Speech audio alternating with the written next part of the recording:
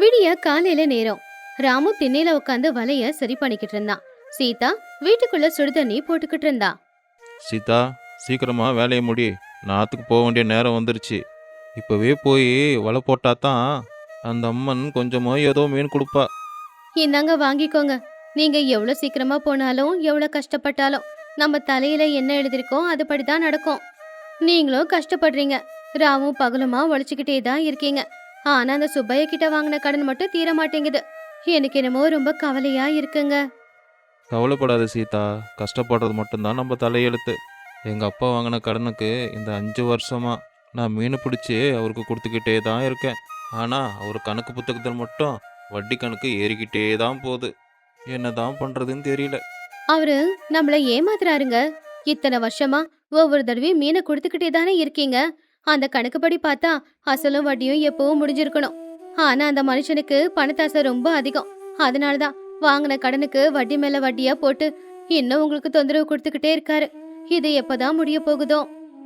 நேர்மையாக வாழ்கிறவனுக்கு எப்பவுமே கடவுள் துணையாக இருப்பார் சீதா. இன்னைக்கு கடவுளோட புண்ணியத்தில் ஒரு பெரிய மீன் கிடச்சிச்சின்னா அதை விற்று அந்த சுப்பைய கிட்ட கொண்டு போய் கொடுத்துருவேன். இதுக்கப்புறம் அவன் வீட்டு வாசப்படி மதிக்க வேண்டிய அவசியம் நம்ம வாழ்க்கையில் வராது. பாத்துங்க, இன்னைக்கு காத்து ரொம்ப வேகமா இருக்கு. ஆத்துல தண்ணியோட வேகமும் அதிகமா இருக்கும். நீங்க போயிட்டு பத்திரமா சீக்கிரமா வீட்டுக்கு வந்துருங்க. நீங்க இல்லனா என் வாழ்க்கை வீணா போயிடும். என்ன அந்த ஆத்து தாய் நல்லபடியாக பார்த்துப்பா. நீ தைரியமா இரு, நான் போய் சீக்கிரமாக வந்துடுறேன். அப்படி ராமு படகேறி ஆத்துக்குள்ள போக தயாராயிக்கிட்டு இருக்கும்போது பக்கத்துல அவனுடைய நண்பனான சீனு கூட நின்னுக்கிட்டு இருந்தான். என்ன ராமு, இன்னைக்கு ரொம்ப சுறுசுறுப்பாக இருக்கிற மாதிரி இருக்கு. படகெல்லாம் நல்லா சுத்தமாக கழுவிட்டியா? ஆமாண்டா, தினமும் ஏதாவது ஒரு பிரச்சனை தான். ஆனால் இன்னைக்கு ஏதோ ஒரு நல்லது நடக்க போகுதுன்னு என் உள் மனசு சொல்லிக்கிட்டே இருக்கு. இன்னைக்கு ஒரு பெரிய மீன் கிடச்சிதுன்னா அந்த சுப்பையோட கடனை கொடுத்து முடிச்சிடலான்னு இருக்கேன். அந்த சுப்பையா கிட்ட இருந்து தப்பிக்கிறது அவ்வளோ சுலபம்னு நீ நினச்சிக்கிட்டு இருக்கியா? நேற்று தான் வந்து என்ன மிரட்டிட்டு போனான். முந்த நேற்று ராமையா தாத்தாவோட படகு பிடுங்கிட்டான். அவன் அவ்வளோ மோசமானவன். ஏன்டா, உன்னையா மிரட்டிட்டு போனான்? அவர்கிட்ட நீ கடன் வாங்கியிருக்கியா? இல்லைடா, முந்த நேற்று என்னோட படகை அவன் இடத்துல தான் விட்டு வச்சிருந்தேன். என் இடத்துல உன் படகை விட்டிருக்கியே, அப்படின்னா அதுக்கு வாடகையா உன் படகு எனக்கு சொந்தம் அப்படின்னு சொல்கிறான். அவனோட ஆசைக்கு ஒரு அளவே இல்லாமல் போச்சு. அவன் கையில் அதிகாரமும் இருக்குது, கையில் நிறையா பணமும் இருக்குது. நம்ம ஏழைங்க, அதனால தான் நம்மளை இப்படி கஷ்டப்படுத்துகிறான். பார்க்கலாம், நியாயம் என்றைக்குமே ஜெயிக்கும், அநியாயம் ரொம்ப நாளைக்கு ஜெயிக்காது. சரி, அதெல்லாம் இருக்கட்டும். சுப்பையா வீட்டில் ஏதோ பெரிய விசேஷமா. ஊர்லேருந்து பெரிய பெரிய பணக்காரங்கள்லாம் வராங்களாமா. அநேகமாக உங்ககிட்டயும் பெரிய மீன் எதனா இருந்தால் வாங்கிக்கலான்னு பார்ப்பான். கொஞ்சம் கவனமாக இரு. கேட்டால் கொடுக்கலாம், ஆனால் அதுக்கான காசு அவன் கொடுக்கணும் இல்லை? அப்போ தானே அவங்ககிட்ட இருந்து வட்டி பணத்தை கொடுத்து நான் தப்பிக்க முடியும். என்ன நடக்குதோ பார்க்கலாம் ராமு.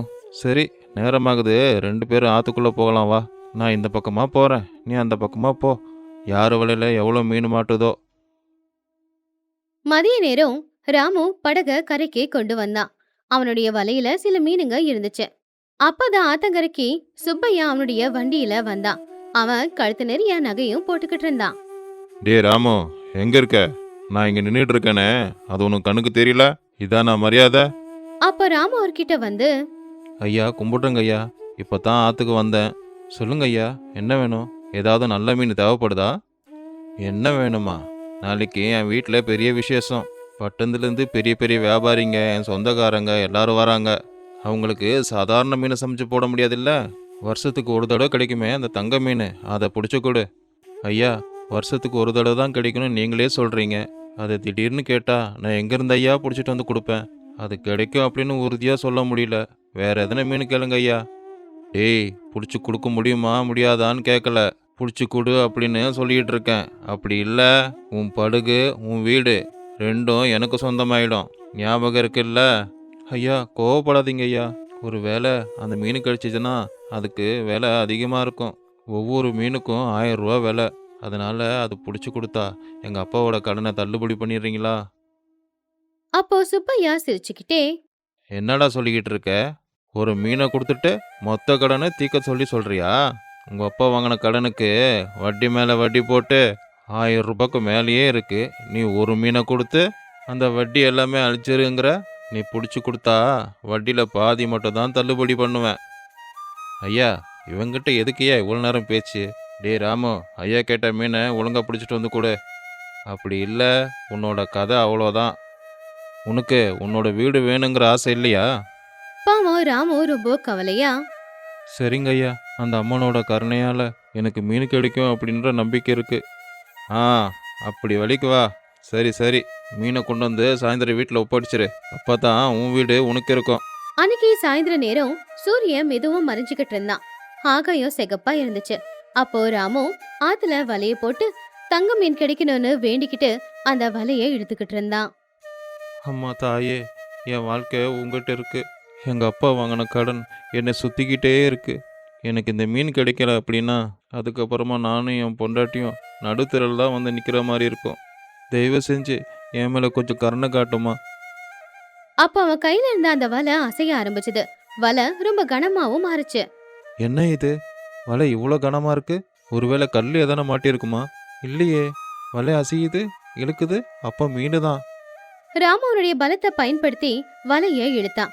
அப்பதான் வலையில அந்த சூரிய ஒளியில பளபளன்னு ஜொலிக்கிற ஒரு மீன் மாட்டி இருந்துச்சு. அதுதான் ஜமீன்தார் கேட்ட அந்த தங்க மீன். அது பாக்குறதுக்கு அப்படியே தங்கம் மாதிரி தான் இருந்துச்சு. அப்பாடா, அம்மா தாயே, நான் கேட்டதுக்காக இவ்வளோ பெரிய தங்க மீனை எனக்கு கொடுத்துருக்கியே. இந்த தங்க மீன் ரொம்ப விலை அதிகமானது. கொண்டு போய் நான் பக்கத்தூர் சந்தையில் விற்றா எனக்கு 2000 ரூபாய் கிடைக்கும். அதில் கடன் அடிச்சிட்டு மிச்ச பணத்தில் ஒரு நல்ல வீட்டையும் கட்டிக்கலாம். அப்படி யோசிச்சுக்கிட்டு இருந்த ராமு கண்ணீரை தொடச்சுக்கிட்டு, ஆனால் சுப்பையா இந்த மீனை இலவசமாக கொடுன்னு சொல்லியிருக்கானே. இதை கொண்டு போய் நான் அவங்ககிட்ட கொடுக்கலன்னா என் வீட்டை எடுத்துப்பான். ஆனால் இதை அவனுக்கு கொடுத்தா நான் மறுபடியும் இதே மாதிரி தான் கஷ்டப்பட்டுக்கிட்டு இருக்கணும். எனக்கு என்ன பண்ணுறது ஒன்றுமே புரியலையே. பேசாமல் இந்த விஷயத்த முதல்ல சீதா கிட்ட போய் சொல்கிறேன். சீதா நிச்சயமாக ஏதாவது ஒரு யோசனையை கொடுப்பா. ராமு வேகமா படக கரைக்கு கொண்டு வந்து அவன் கொண்டு வந்த மீனை ஒரு பானையில போட்டு அதுக்கு மேல ஒரு துணிய போட்டு மூடி அத வீட்டுக்கு எடுத்துக்கிட்டு வந்தான். அது ராமுவோட வீடு. சின்னதா அகல் விளக்கு எரிஞ்சுக்கிட்டு இருந்துச்சு. ராமு அந்த பானையோட மூடிய திறந்து சீதாவுக்கு காட்டுனான். சீதா அதுல இருக்கிற மீனை பார்த்து ரொம்ப ஆச்சரியப்பட்டா. ஏங்க, இது உண்மைதானா? இப்படிப்பட்ட அழகான மீனை நான் என்னைக்குமே பார்த்ததே இல்ல. ஆமா, இந்த மீன் எப்பவும் வருஷத்துக்கு ஒரு தடவை தான் யாருக்காவது கிடைக்குமாமே. அந்த கடவுளுக்கு நம்ம மேல கருணை வந்திருக்குங்க. நம்ம கஷ்டம் எல்லாமே தீரப்போகுது. ஆமாம் சீதா, ஆனால் ஏற்கனவே இந்த மீன் பிடிச்சி கொடுக்க சொல்லி அந்த ஜமீன்தார் சொல்லிட்டாரு. ஜமீன்தாரோட ஆளும் ஆத்தங்கரை ஓரமாக தான் இருந்தான். விஷயம் அவனுக்கு தெரிஞ்சிருக்கும். ஆனால் இதை அவருக்கு கொடுத்தா அவர் எனக்கு 10 ரூபா தான் கொடுப்பாரு. அவருக்கு கொடுத்தா அவரு கடனை கூட முடிச்சு விட மாட்டாரே. இந்த மீனை நாம அவருக்கு கொடுக்கவே கூடாதுங்க.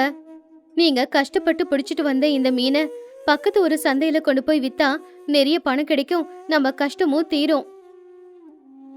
ஆனால் சீதா, நான் பொய் எப்படி சொல்கிறது?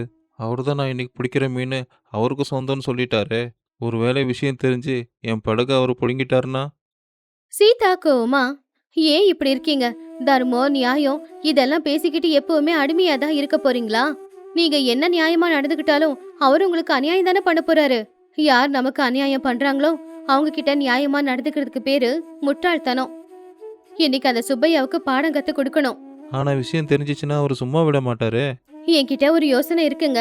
நேத்து நீங்க புடிச்சுக்கிட்டு வந்தீங்களே அந்த மீனை தண்ணி தொட்டியில போட்டு வச்சிருக்கேன். அது உயிரோட தான் இருக்கு. அது கருப்பா இருக்கு. அதுக்கு மேல இலையோட சாரும் கொஞ்சம் மஞ்சளும் பூசினா இதே மாதிரி தங்க மீன் மாதிரி ஜொலிக்கும். இருட்டுல சுப்பையாவுக்கு சரியா கண்ணு தெரியாது. அதையே அவன் அந்த தங்க மீனா நினைச்சுப்பான். அதை எடுத்துக்கிட்டு போயிடுவான். ஆனா இந்த உண்மையான மீனை நான் வெளியில எங்கேயாச்சும் புதைச்சு வச்சிடுறேன். அப்போ அவனுக்கு அது தெரியாது. நாளைக்கு சந்தையில கொண்டு போய் வித்து நாம இத பணமா மாத்திக்கலாம். ராமு தயக்கத்தோட, இது ஆபத்தான விளையாட்டு, அவருக்கு தெரிஞ்சிச்சு அப்புறம் அவ்வளோதான். பயப்படாதீங்க. நம்ம உழைப்ப காப்பாத்த நாம போராடி தானே ஆகணும். இதுல எந்த தப்பும் இல்ல. நீங்க பின்னாடி போய் பள்ளத்தை தோண்டுங்க. நான் அந்த மீனுக்கு வண்ணத்தை பூசிட்டு வரேன். சரியா அன்னைக்கு ராத்திரி நேரம் சுப்பையா ராமுவோட வீட்டுக்கு வந்தான். ராமுவோட வீட்டுக்கு வந்து சத்தமா அவனை வெளியில கூப்பிட்டான். சுப்பையா சத்தமா, ராமோ, மீன் கழிச்சுதா இல்லையா? சமையல்காரங்க எதிர்பார்க்குறாங்க. வாங்க ஐயா, வந்து உக்காருங்க. நான் உட்கார வரல, நேரமாகுது. மீன் எங்கடா? சீக்கிரமாக கொடு. ஐயா, நீங்கள் கேட்ட மீன் கடிச்சதுங்க. பானையில் போட்டு வச்சுருக்கேன், இதோ கொண்டு வரேன். ராமு சீதா தயார் பண்ண அந்த மீனை கொண்டு வந்து வச்சான். நல்லா இருட்டா இருக்கிறதுனால இருட்டுல அந்த அளவுக்கு அந்த மீன் சரியா தெரியல. அது வண்ணம் பூசினது அவனுக்கு தெரியாது. அடாடா, பெரிய மீனே கிடைச்சிருக்கு. இதோட விலை என்னன்னு தெரியுமா? உனக்கு தெரிஞ்சிருந்தா நீ என்னைக்கோ உருப்பிட்டுருப்ப. சரி சரி, டேய் இந்தாடா, இந்த பானையை பத்திரமா எடுத்துக்கோ. ஆனா வேலைக்காரனுக்கு மட்டும் கொஞ்சம் சந்தேகமா இருந்துச்சு. ஐயா ஒரு நிமிஷம். ராமு வலையை போட்டு மீன் பிடிக்கும்போது நான் ஆத்தங்கரை ஓரமாக தான் இருந்தேன். அப்போ மீன் ரொம்ப பெருசாக இருந்துச்சு. ஆனால் இந்த மீன் கொஞ்சம் சின்னதாக இருக்கு. இது ஏதோ வண்ணம் பூசி வச்ச மாதிரி இருக்கே. அப்போ சுப்பையா கோவமா, என்னடா ராமு, என்னையே ஏமாத்த பார்க்கறியா? உனக்கு எவ்வளோ தைரியம்டா? உன்னோட வீட்டில் இன்னொரு மீன் கடிச்சது, அப்புறம் அவ்வளோதான். இன்னைக்கு மரத்தில் கட்டி போட்டு உன்னை அடிக்கிறேன் பாரு. ராமு பதட்டமா கையெடுத்து கும்பிட்டு, ஐயா அவசரப்பட்டு வார்த்தையெல்லாம் விடாதீங்க. நான் மீனை ஒளிச்செல்லாம் வைக்கல. நான் பிடிச்ச மீன் இதுதான். வேணும்னா வீட்டுக்குள்ளே போய் தேடிக்குங்க. சுப்பையா வேலைக்காரன் கூட சேர்ந்து வீடு முழுக்க போய் எல்லா இடத்துலயும் தேடினான். எங்கேயுமே அவங்களுக்கு அந்த மீன் கிடைக்கவே இல்ல. அதுக்கப்புறம் வேற வழி இல்லாம வெளியில வந்தான். ராமு கொடுத்த மீன் தான் உண்மையான மீன் அப்படின்னு நினைச்சான். ஆனாலும் அவனுக்கு கொஞ்சம் சந்தேகம் இருந்துச்சு. சரிடா, இந்த மீன் தான் நீ பிடிச்ச மீனுன்னு நான் நம்புகிறேன். என் ஆள் சொல்கிறத நான் நம்பலை. இந்த மீனை நான் எடுத்துக்கிட்டு போகிறேன். ஆனால் ஒன்று, நீ என்னை ஏமாத்துனேன்னு எனக்கு தெரிய வந்துச்சு, அப்புறம் அவ்வளோதான். எனக்கு எதுக்கும் உன் மேலே ஒரு சந்தேகம் இருக்குது. நாளைக்கு பஞ்சாயத்தை கூட்டுறேன். பஞ்சாயத்தில் உன்னுடைய சொத்து எல்லாத்தையும் என் பேருக்கு நான் மாற்றிக்கிறேன். அப்ப ராமு அழுதுகிட்டே, ஐயா அப்படி பண்ணாதீங்க ஐயா. எங்கள் வாழ்க்கை என்ன ஆகுறது? நாங்கள் என்னங்க ஐயா தப்பு பண்ணோம்? அதெல்லாம் எனக்கு தெரியாது. நாளைக்கு உன் வாழ்க்கை மாறப்போகுது. சுப்பையா பானையை எடுத்துக்கிட்டு அங்கிருந்து போயிட்டான். பாவம் ராமு உட்காந்து அழ ஆரம்பிச்சிட்டான். அவனை சீதா சமாதானப்படுத்திக்கிட்டு இருந்தா. நீங்க ஒன்னும் கவலைப்படாதீங்க. ஊர் தலைவர் ரங்கையா ரொம்ப நேர்மையான மனுஷன். அவர்கிட்ட நியாயம்தான் ஜெயிக்கும், அநியாயம் ஜெயிக்காது. நாம ஜெயிப்போம். அந்த சுப்பையா நிச்சயமா தோத்துருவான். 2 நாளுக்கு அப்புறமா ஊருக்கு மத்தியில இருக்கிற ஒரு மரத்துக்கு கீழே பஞ்சாயத்து தொடங்குச்சு. ஊஜனங்க எல்லாரும் பஞ்சாயத்துக்கு வந்திருந்தாங்க. அப்போ தலைவரான ரங்கையா கம்பீரமா உட்கார்ந்திருந்தாரு. ஒரு பக்கம் சுப்பையா ரொம்ப கர்வமா உட்காந்துக்கிட்டு இருந்தான். இன்னொரு பக்கம் சீதாவும் ராமுவும் கண்ணுல கண்ணீரோட உட்கார்ந்திருந்தாங்க. பஞ்சாயத்தும் தொடங்குச்சு. எல்லாருக்கும் வணக்கம். பஞ்சாயத்து தொடங்குது. சுப்பையா, ராம் உங்களை ஏமாத்தன்னு தான் நீங்கள் புகார் சொல்லியிருக்கீங்க. அப்படி ராம் என்ன பண்ணா? தெளிவாக சொல்லுங்க. சுப்பையா எழுந்துச்சு நின்னு ரொம்ப கம்பீரமா, ஐயா கும்பிடுறேங்க. இந்த ராமு பெரிய ஏமாத்துக்காரன். எங்கள் வீட்டில் இன்னைக்கு விசேஷம் இருக்குன்னு சொல்லி நேற்று அவன்கிட்ட தங்க மீன் வேணும்னு கேட்டிருந்தேன். அவனும் வலையை போட்டு தங்க மீனை பிடிச்சான். ஆனால் எனக்கு கொடுக்கும்போது அந்த தங்க மீன் கொடுக்காம ஏதோ ஒரு சாதாரண மீனுக்கு வண்ணத்தை பூசி கொடுத்துருக்கான். என் உப்பையே சாப்பிட்டு எனக்கே துரோகம் பண்ணுறான். அதனால தான் அவன் மேலே நான் புகார் கொடுத்துருக்கேன். என்னை ஏமாத்துனதுக்கும் அவங்க அப்பா வாங்கின கடனுக்கும் அவனோட பூமி, அவனோட வீடு, படகு எல்லாத்தையும் எனக்கு எழுதி கொடுக்க சொல்லுங்க. ராமு, சுப்பையா சொல்கிறது உண்மைதானா? நீ அவரை ஏமாத்தி வேற மீன் கொடுத்தியா? எதுவாக இருந்தாலும் சரியா சொல்லு. அப்ப ராமு அதை கேட்டு ரொம்பவும் பதட்டமா, ஐயா அது அப்படின்னு அவன் சொல்ல வரும்போது சீதா தடுத்து நிப்பாட்டி, ஐயா இவர் சார்பா நான் பேசலாமா? அவரு ரொம்ப பயப்படுறாரு. சீதா, பஞ்சாயத்தில் யார் வேணா பேசலாம். நீ பேசுமா. ஐயா சுப்பையா சொல்றது உண்மைதாங்க. அவருக்கு நாங்க கொடுத்தது ஒரு சாதாரண மீனு தான். அது தங்க மீன் இல்ல. அந்த சாதாரண மீனுக்கு நான் தான் மஞ்சள் பூசி வச்சிருந்தேன் அப்படின்னு சீதா சொன்னது கேட்டு சபையில இருக்கிறவங்க அத்தனை பேருமே ரொம்பவும் ஆச்சரியப்பட்டாங்க. சுப்பையா ரொம்ப சந்தோஷப்பட்டான். சீதா சொன்னதையே வாக்குறுதியா எடுத்துக்கிட்டு, பாத்தீங்களா ஐயா, பாத்தீங்களா ஜனங்களே, சீதா அவ வாயாலே அவ ஏமாத்தனன்றதை ஒத்துக்கிட்டா. அப்படின்னா என்ன, இந்த தடவை தீர்ப்பு என் பக்கம் தானே? சரியான தீர்ப்பை நீங்க சொல்லுங்க ஐயா. ஒரு நிமிஷம் இரு சுப்பையா. சீதா, எதுக்காக இப்படி சுப்பையா மேல நீ பொய் சொன்ன? அதுக்கு ஏதாவது காரணம் இருக்கா? ஐயா சுப்பையா மீனை எடுத்துட்டு போறதுக்கு முன்னாடியே உண்மையை சொல்லலான்னு பார்த்தேன். ஆனா அவரு வேக வேகமா எடுத்துக்கிட்டு வண்டியில போயிட்டாரு. அதான் உண்மையை சொல்ல முடியல. அந்த மீனை எங்க தாத்தா காலத்துல வீணா போன மீனுன்னு சொல்லுவாங்க. அது பார்க்க பெருசா இருக்கும். ஆனா தோல் ரொம்ப கடினமா இருக்கும். உள்ள அந்த அளவுக்கு கறி இருக்காது. வெறும் முள்ளுதான் இருக்கும். சமைச்சாலும் அந்த அளவுக்கு சுவையா இருக்காது. இவருதான் பணத்தாசையில அது நல்ல மீனுன்னு வாங்கிட்டு போயிட்டாரு. நாங்க ஏமாத்தலங்க ஐயா. அவருடைய கோவத்தை பார்த்து அவரு மிரட்டின உடனேயே உண்மையை சொல்ல முடியாம நாங்க வாய் மூடி நின்னுட்டோம். சீதா அது வீணா போன மீனு சுத்தமா நல்லா இருக்காதுன்னு ஊஜனங்க முன்னாடி சொன்னது சுப்பையாவுக்கு ரொம்ப அவமானமா இருந்துச்சு. ஐயா, இந்த சீதா பொய் சொல்றா. இந்த சீதா நல்லா இல்லாத மீனை எனக்கு கொடுத்ததா, அதை நான் வாங்கிட்டு போனதா, சபையில் என்னை அவமானப்படுத்துறதுக்காக சொல்றா. அந்த மீன் நல்ல மீன் தான். நான் என் வீட்டு சமையல்காரன்ட்ட கொண்டு போய் கொடுத்தப்போ அதை அவன் அருமையாக சமைச்சு கொடுத்தான். அந்த மீன் நல்லாவே வெந்திருந்தது. வீட்டுக்கு வந்த எல்லாருமே குழம்பு ரொம்ப சுவையா இருக்குன்னு மனசார பாராட்டிட்டு போனாங்க. அப்போ ரங்கையா சிரிச்சுக்கிட்டே சுப்பையாவை நேரா பார்த்து, சுப்பையா, மறுபடியும் சொல்லு. நீ கொண்டு போன மீன் தரமான மீனா இருந்ததா? எல்லாரும் ரசிச்சு சாப்பிட்டாங்களா? நல்லா யோசிச்சு பதில் சொல்லு. சுப்பையா தயக்கமே இல்லாம, உண்மைதாங்க ஐயா, நானும் அந்த மீன் குழம்பு சாப்பிட்டேன். அந்த மீன் பட்டணத்துல ₹1,00,000 விலை விற்குங்க. ஏன் அதிர்ஷ்டம் அது எனக்கு கிடைச்சது. சரி சுப்பையா, எல்லாருக்கும் முன்னாடி நீ தான் சொல்லியிருக்க, நீ கொண்டு போன அந்த மீன் ரொம்ப நல்ல மீன், பட்டணத்துல அது ₹1,00,000 விலை விற்கும்னு சொல்லியிருக்க. அப்போ அந்த மீன் பிடிச்சி கொடுத்த ராமுவோட கடனும் தீர்ந்துருக்கணும் இல்லையா? சுப்பையா அது கேட்டு தடுமாறி போயிட்டான். அது எப்படிங்க ஐயா தீரும்? அவனோட கணக்குப்படி ₹1000 இருக்கே. அப்போ ரங்கையா கோவமா, சுப்பையா, ஒரு ஏழை மீனவன்றிருந்து நீ மீனை வாங்கிட்டு போயிருக்க. அதோட விலை ₹1,00,000 இருக்கும்னு சொல்ற. ஆனா அவன் பேர்ல இருக்கிற கடன் வெறும் ₹1000 மட்டும்தான். ₹1,00,000 விற்கக்கூடிய அந்த மீனை வாங்கி போய் ₹1000 கடனை கூட இன்னும் தீரலன்னு சொன்னா எப்படி? எப்படி பார்த்தாலும் நீ தான் அவனுக்கு மிச்ச பணத்தை கொடுக்கணும். சுப்பையா பதட்டமா, ஆனா ஐயா, இவன் எனக்கு தப்பான மீன் தானே கொடுத்தான். சீதா தப்பான மீன் கொடுத்ததை அவன் ஒத்துக்கிட்டா. ஆனா அந்த மீன் தரமா இருந்துச்சு, விலை அதிகமான மீன், நல்லதா இருந்துச்சு குழம்பு அப்படின்னு உண்மையை ஒத்துக்கிட்டல. அப்படி பார்த்தா அந்த பொண்ணு நல்ல மீன் தானே கொடுத்துருக்கா. அந்த கணக்குப்படி பார்த்தா ராமோட கடன் எல்லாம் தீர்ந்து போச்சு. இன்னையிலிருந்து ராம் உனக்கு ₹1 கூட கொடுக்க வேண்டிய அவசியம் அவனுக்கு இல்லை. இன்னையிலிருந்து அவன் வீடு, அவன் படகு அவனுக்கு தான் சொந்தம். இதுதான் என்னோட தீர்ப்பு. அது கேட்டு ஊச்சனுங்க எல்லாரும் சத்தமா கை தட்டினாங்க. எல்லாருமே சீதாவோட அறிவை மனசார பாராட்டினாங்க. ஆனா சுப்பையா மட்டும் தலை குனிஞ்சு நின்னுக்கிட்டு இருந்தான். இது ரொம்ப அநியாயங்க ஐயா. சுப்பையா, இது எல்லாத்துக்கும் காரணம் நீதான். நீதான் விலை கம்மியான மீனை நீ சாப்பிட்டேன்னு சபையில் தெரிஞ்சா எல்லாரும் உன்னை அவமானப்படுத்துவாங்க அப்படின்னு உன்னோட கௌரவத்துக்காக அந்த மீன் நல்லா இருந்துச்சு, அந்த மீனோட விலை ரொம்ப அதிகம் அப்படின்னு சபையில் எல்லாருக்கும் முன்னாடி சொன்னேன். அப்படி பார்த்தா உனக்கு அநியாயம் பண்ணது நான் இல்லை, உனக்கு நீனே பண்ணிக்கிட்ட.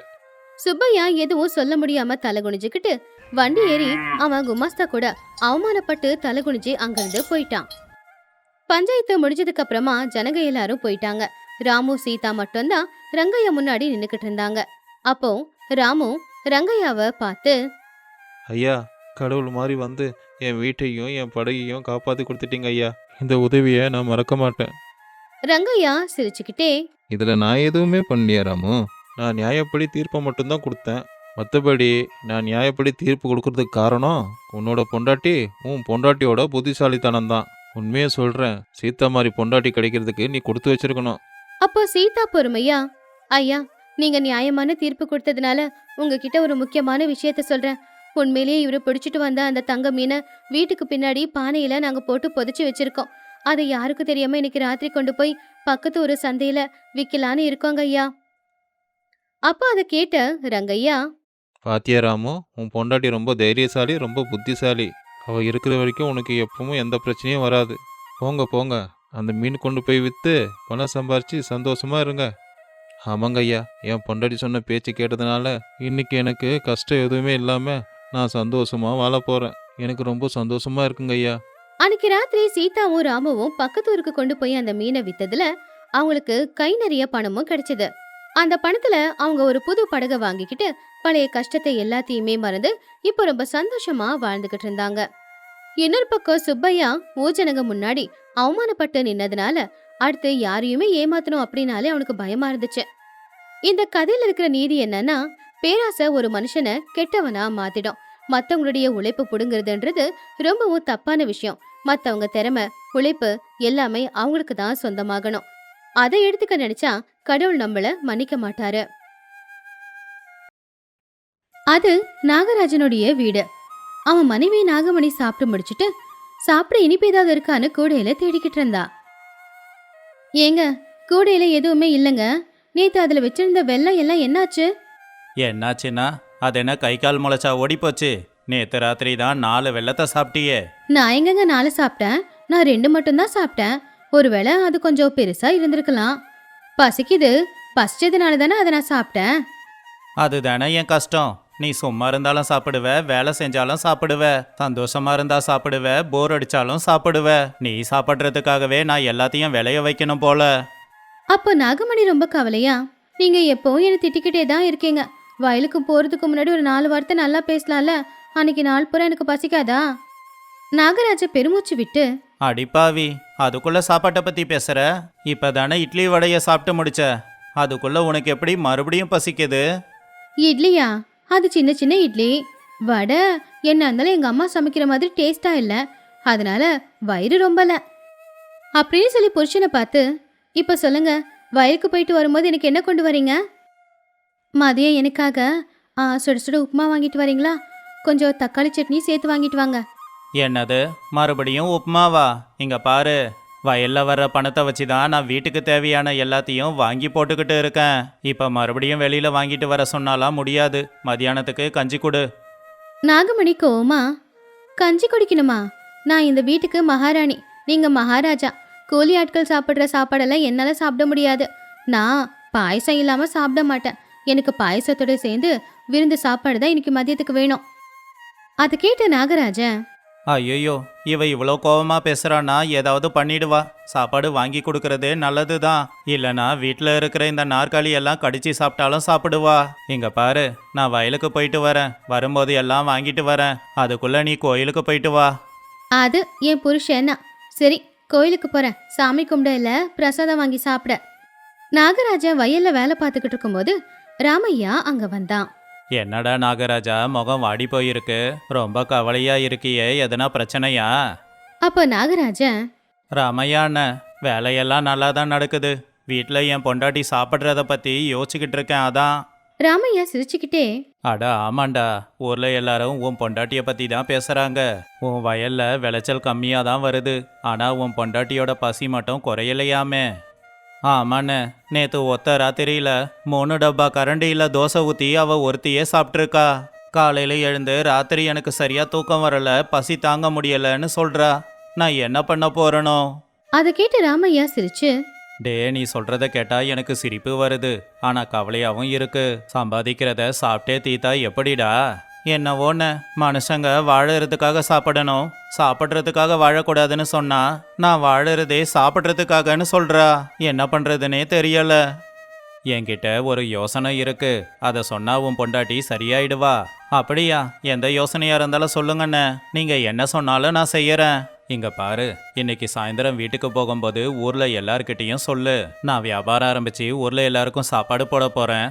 யாருக்கு வெயிட்டு 1 கிலோ ஏறுதோ 1000 ரூபாய் கொடுப்பேன். 1 கிலோ வெயிட்டு குறையிறவங்க எனக்கு 1000 தரணும்னு சொல்லு. என்னென்ன சொல்ற? வெயிட் அதிகமான பணம் தரணுமா? இது எப்படி வேலை செய்யும்? என்ன நம்புடா, இது கண்டிப்பா வேலை செய்யும். ஊர்ல எல்லாருமே இதில் கலந்துப்பாங்க. யாருக்கும் சாப்பாடு சரியா சாப்பாடே கிடைக்காது பாரு. சாப்பாடு கிடைக்கலன்னா உன் பொண்டாட்டி மட்டும் என்ன பண்ணுவா? அமைதியா இருக்கிறத தான் சாப்பிடுவா. நாகராஜன் வீட்டுக்கு வந்தான். நாகமணியோட முகத்துல கோவமும் சந்தோஷமும் ரெண்டும் கலந்து இருந்துச்சு. ஏங்க, நான் கேட்டது உண்மையா? ஊர்ல எல்லாரும் சொல்றாங்க, யாரு எடை கூடுறாங்களோ அவங்களுக்கு நீங்க பணம் கொடுக்க போறீங்களாமே.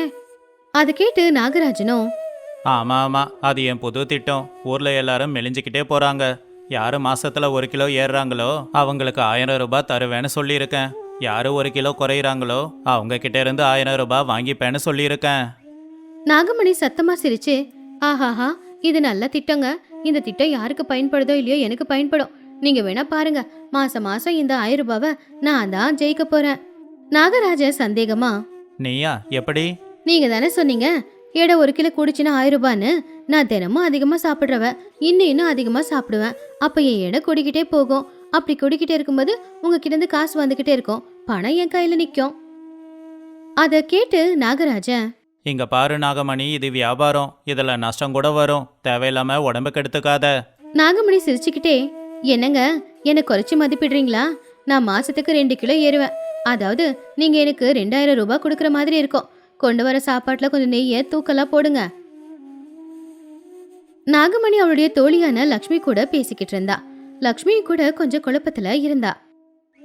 ஏண்டி நாகமணி, நீ ஏன் சிரிக்கிறேன்னு எனக்கு நல்லாவே தெரியும். காலையில நீ சாப்பிட்டது 4 வடை, நான் சாப்பிட்டது 6 வடை. ஆனாலும் நீ எதுக்கு சிரிச்சுக்கிட்டு இருக்க? நாகமணி சிரிச்சுக்கிட்டே, லக்ஷ்மி, நான் சாதாரணமா சாப்பிடல, நான் எடை கூடுறதுக்காக சாப்பிட்றேன். இந்த மாச கடைசியில 2000 ரூபாய் எனக்கு தான் சொந்தமாக போகுது. நான் என்ன பண்றது? நேத்து நான் குடிக்கலான்னு பாயசம் செஞ்சு வச்சேன். அதுக்கு என் புருஷன், நான் எடை கூடனா 1000 ரூபாய் எனக்கு கிடைக்கும், நானே சாப்பிட்றேன்னு சாப்பிட்டுட்டாரு. எங்க அத்தை வாங்கிட்டு வந்த நெய்லட கூட அவரே சந்தோஷமா எடுத்து சாப்பிட்டுப்புட்டாரு. நாகமணி ஆச்சரியமா, என்னது, உன்னோட புருஷனா? ஆமா, நம்ம ஊர்ல எல்லாரும் இப்ப இந்த திட்டத்துல சேர பாக்குறாங்க. அதுலயும் நம்ம ஊர்ல நெய் வியாபாரி இருக்காரு, அவரு ஒரு நாளைக்கு 1 கிலோ நெய் சாப்பிடுறாராம். அப்பதான் எடை சீக்கிரமா கூடும்னு. அப்ப நாகமணி முகம் வாடி போச்சு. ஐயோ, இப்படியே போனா எப்படி? இன்னைக்கு காலையில நான் பால் வாங்க போனப்போ எல்லாரும் இருந்த பால், தயிர், நெய் வாங்கிட்டு போயிட்டாங்கன்னு சொன்னாங்க. எல்லாருமே எடை கூட பிளான்ல தான் இருக்காங்களோ? ஆமா, இப்ப எங்கேயும் எதுவுமே கிடைக்க மாட்டேங்குது. சமைக்கிறதுக்கு தேவையான பொருள் எல்லாமே விலை அதிகமாயிடுச்சு. எல்லாரும் அதிகமா வாங்கிட்டு போறாங்கல்ல. இப்போ நாம சமைக்கிறதுக்கு கூட வெளியில எந்த ஒரு பொருளுமே கிடைக்கிறது இல்ல. நாகமணி ரொம்ப கவலையா, ஐயோ, என்னடா இது, தினமும் நிம்மதியா சாப்பிட்டுக்கிட்டு இருந்தேன். இப்ப எல்லாரு கூடவும் போட்டி போட்டு சாப்பிடுறது ரொம்ப கஷ்டமா இருக்கே. ஒவ்வொரு நாளும் சாப்பிடும்போது பணம் பணம் எனக்கு வேணும், வேற யாருக்காவது போயிடுமா அப்படின்னு நிம்மதியே இல்லாம சாப்பிடுற மாதிரியே இருக்கு. ஆமாமா, என் வீட்டுக்காரர் கூட என்கிட்ட சரியா பேசுறதே இல்ல. பேசினா கூட எடை குறைஞ்சு போயிடுமாமே. நாகமணி கவலையா, ஐயோ, இவங்க எல்லாரும் போட்டி போடுறத பார்த்தா இந்த மாசம் 2000 ரூபாய் எனக்கு சொந்தமாகாது போல. பரவாயில்ல, போட்டி போட்டு சாப்பிட்றத விட நிம்மதியா சாப்பிட்றது தான் ரொம்ப மேலு. இந்த மாசம் 2000 ரூபாய் யாருக்காவது போனா போகட்டும். ஒரு வாரத்துக்கு அப்புறமா ராமையா மறுபடியும் நாகராஜனை வந்து சந்திச்சான். என்னடா இந்த திட்டம் எப்படி இருக்கு? ஒரு முழுக்க சாப்பாட்டு கலையிறாங்க. நாகராஜன் சிரிச்சுக்கிட்டே, அண்ணே, உங்க திட்டம் வேலை செஞ்சிருக்கு. என் பொண்டாட்டி ஒரே வாரத்துல சாப்பிட்றத குறைச்சிட்டா. எப்படியும் யாரோ ஜெயிக்க போறாங்க அப்படின்ற கவலையிலேயே அவ சாப்பிட்றத குறைச்சிட்டா. பாத்தியா, அதுதான் எல்லாரும் இங்க நிறைய சாப்பிடணும்னு நினைப்பாங்க. ஆனா சாப்பிட்றதால எடை கூடி அவங்க ஆரோக்கியம் போயிடுமேங்கிறத பத்தி யாரும் யோசிக்கிறது இல்ல.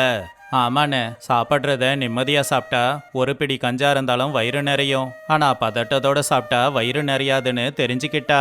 சாப்பாடு கண் எதிர்க்க எவ்வளோ இருந்தாலும் போட்டி போட்டு சாப்பிட்டா அதோட ருசி தெரியாது. ஆனா பொறுமையா கஞ்சியை குடிச்சாலும் அமிர்த மாதிரி இருக்கும். ஆமாண்ணே, நேற்று ராத்திரி என் பொண்டாட்டி என்னை மன்னிச்சிடுங்க, இத்தனை நாளாக நிறைய சாப்பிட்டு உங்களை கொடுமைப்படுத்திட்டேன். இப்போ எனக்கே சாப்பாடு கிடைக்காத போது தான் எனக்கு தெரியுது நான் உங்களை எந்த அளவுக்கு கஷ்டப்படுத்தியிருக்கேன்னு சொன்னா. சரி, இப்போ ஊர்க்காரங்க கிட்ட போய் விளைச்சல் சரியா வரல, என்கிட்ட பணம் இல்லை, அதனால திட்டத்தை நிறுத்துறேன்னு சொல்லு. அதுக்கு நாகராஜன், சரிங்க அண்ணே, நீங்கள் கொடுத்த யோசனையால் என் பொண்டாட்டி மாறிட்டா, எனக்கு அதுவே போதும். அன்னைக்கு ராத்திரி நாகராஜனும் நாகமணியும் உட்காந்து சாப்பிட்டுக்கிட்டு இருந்தாங்க. அப்ப நாகமணி சந்தோஷமா, ஏங்க, ஊர்ல திட்டத்தை பத்தி பேசிட்டீங்களா? ஆ, திட்டத்தை நிறுத்திட்டேன்னு சொல்லிட்டேன். நாகமணி சந்தோஷமா, அப்பாடா, இப்பதாங்க நிம்மதியா இருக்கு. அந்த போட்டி பயத்துல என்னால சரியா சாப்பிட கூட முடியல அப்படின்னு சாப்பிட்டு, சாம்பார் நல்லா இருக்குல்லங்க. இதுக்கு முன்னாடி நீ எப்படி இருக்குன்னு சொல்லவே மாட்ட, அள்ளி கொட்டிப்ப, அவ்வளவுதான். ஆமாங்க, சாப்பிடுறது வயிறு நிறையறதுக்காக இல்ல, மனசு நிறையறதுக்காக அப்படிங்கறத இப்ப நான் புரிஞ்சுக்கிட்டேன். அளவா சாப்பிடுறது தான் எப்பவுமே ஆரோக்கியத்துக்கு நல்லது அப்படிங்கறதும் இப்ப எனக்கு புரியுது. நாகராஜன் நாகமணியோட கைய பிடிச்சுக்கிட்டு, அப்பாடா, என் பொண்டாட்டி மாறிட்டா, இனி நாம நிம்மதியா சாப்பிடலாம். நாகமணி சிரிச்சுக்கிட்டே, சரிங்க, நாளைக்கு காலையில 2 இட்லி மட்டும் சாப்பிட்டுக்கிறேன், மதியம் கொஞ்சோண்டு சோறு. ஆனா சாயந்தரத்துக்கு எங்க அம்மா செஞ்சு கொடுக்குற அந்த தேங்காய் லட்டு மட்டும் ஒன்று சாப்பிட்டுடுறேன். ஒண்ணுதான், அதிகமா சாப்பிட மாட்டேன். நாகராஜா அதை கேட்டு சிரிச்சுக்கிட்டே, சரி சரி, அதிகமா சாப்பிடாத, எதுவா இருந்தாலும் அளவா சாப்பிடு. ஒரு லட்டுனா ஒரே ஒரு லட்டு தான். நாகராஜா மனசுக்குள்ள, என் பொண்டாட்டி மாறிட்டா, இது எனக்கு போதும். எதுவுமே ஒரு எல்லையை தாண்டினா அது ரொம்ப கஷ்டம்தான்.